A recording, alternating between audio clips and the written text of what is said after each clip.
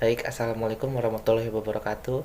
Nama saya Igu Singurari Pida Saputra. Saya dari kelas 03 SAKP 009 dengan NIM 2010 11 20555. Di sini saya akan memenuhi tugas matkul Perekonomian Indonesia dengan judul Sistem Ekonomi Dunia. Baik, selanjutnya saya akan membahaskan tentang pengertian sistem ekonomi.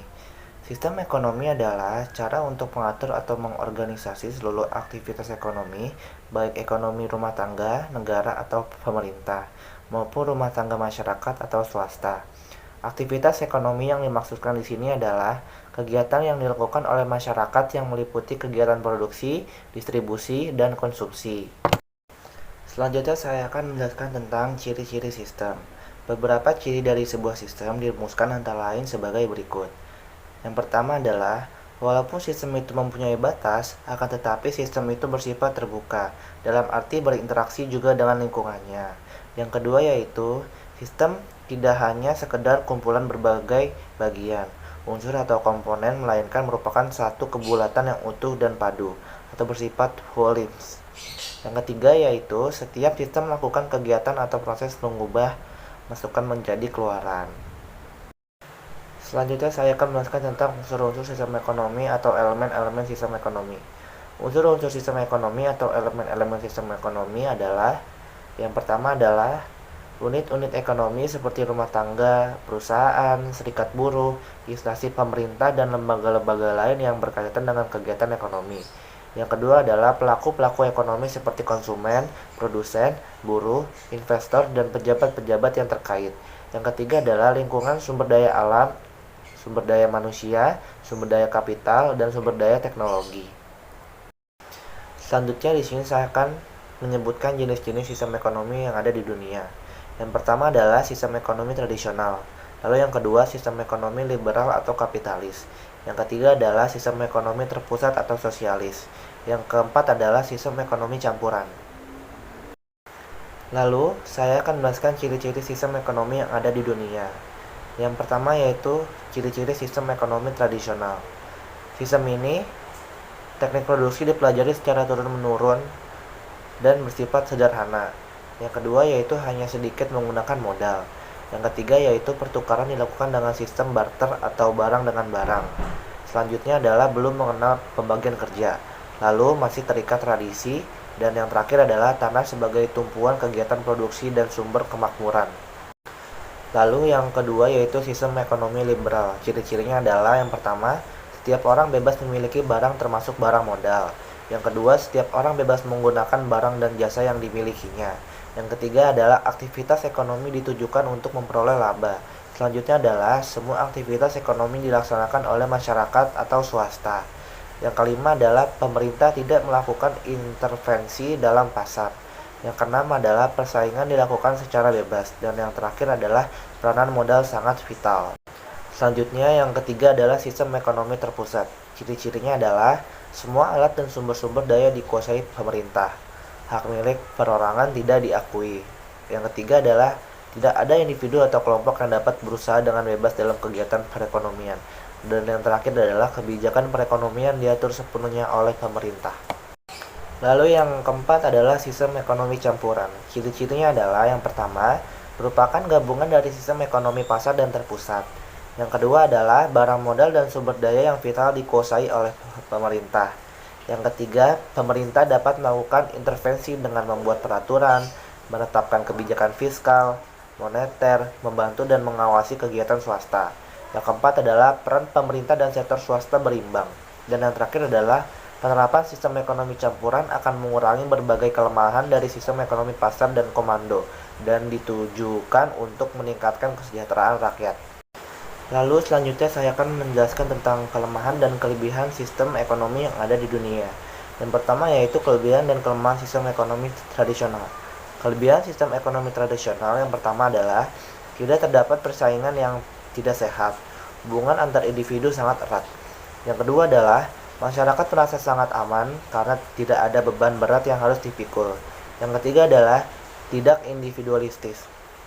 Lalu kelemahan sistem ekonomi tradisional yang pertama adalah teknologi yang digunakan masih sangat sederhana hingga produktivitas rendah. Yang kedua adalah mutu barang hasil produksi masih rendah. Yang ketiga, Saat ini sudah tidak ada lagi negara yang menganut sistem ekonomi tradisional. Hanya di beberapa daerah pelosok saja yang masih menganut sistem ekonomi tradisional, yaitu seperti suku Baduy Dalam. Lalu yang kedua, saya akan menjelaskan tentang kelebihan sistem ekonomi pasar dan kelemahan sistem ekonomi pasar. Kelebihan sistem ekonomi pasar yang pertama adalah menumbuhkan inisiatif dan kreasi masyarakat dalam mengatur kegiatan ekonomi. Yang kedua adalah setiap individu bebas memiliki sumber-sumber produksi. Yang ketiga adalah munculnya persaingan untuk maju. Yang keempat adalah barang yang dihasilkan bermutu tinggi, karena barang yang tidak bermutu tidak akan laku di pasar. Yang kelima adalah efisiensi dan efektivitas tinggi karena setiap tindakan ekonomi didasarkan atas motif mencari laba. Lalu kelemahan sistem ekonomi pasar yang pertama adalah sulitnya melakukan pemerataan pendapatan. Yang kedua yaitu cenderung terjadi eksploitasi kaum buruh atas para pemilik modal. Yang ketiga yaitu muncul monopoli yang dapat merugikan masyarakat. Yang keempat yaitu sering terjadi gejolak dalam perekonomian karena kesalahan alokasi sumber daya dan individu. Selanjutnya ada kelebihan dan kelemahan sistem ekonomi terpusat. Yang pertama adalah pemerintah lebih mudah mengendalikan inflasi, pengangguran, dan masalah ekonomi lainnya. Yang kedua yaitu pasar barang dan negeri berjalan lancar. Yang ketiga yaitu pemerintah dapat turut campur dalam hal pembentukan harga. Yang keempat adalah relatif mudah melakukan distribusi pendapatan. Dan yang kelima adalah jarang terjadi krisis ekonomi.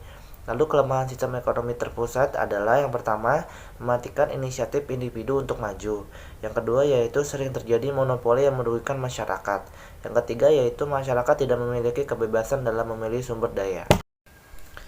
Selanjutnya adalah kelebihan dan kelemahan sistem ekonomi campuran. Kelebihan ekonomi campuran yang pertama adalah pendistribusian barang dan jasa akan dialokasikan ke tempat yang paling dibutuhkan. Yang kedua adalah mampu memberikan keuntungan kepada pihak produsen yang berhasil menciptakan efisiensi dalam bisnisnya. Yang ketiga adalah mendorong terjadinya inovasi untuk memenuhi kebutuhan pelanggan secara lebih kreatif, murah, dan efisien. Yang keempat adalah mengalokasikan modal kepada setiap produsen yang paling inovatif dan efisien. Yang kelima, mampu meminimalisir adanya kerugian dari mekanisme ekonomi pasar. Yang keenam adalah perkembangan ekonomi dalam negeri akan cenderung bergerak lebih cepat karena adanya persaingan bebas yang selanjutnya akan menciptakan banyak variasi produk yang muncul di pasaran dengan detail produk yang beragam.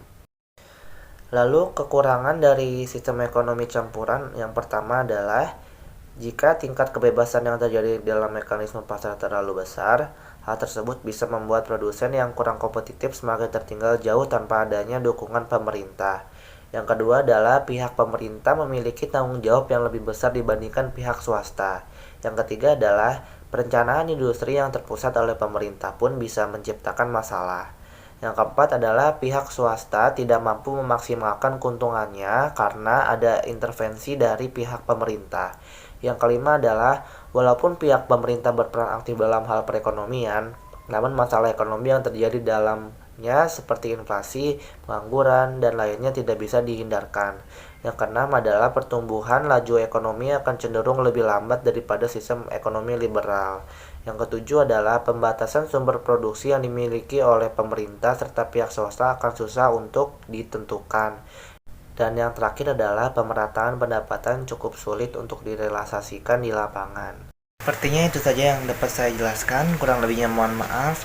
Wassalamualaikum warahmatullahi wabarakatuh.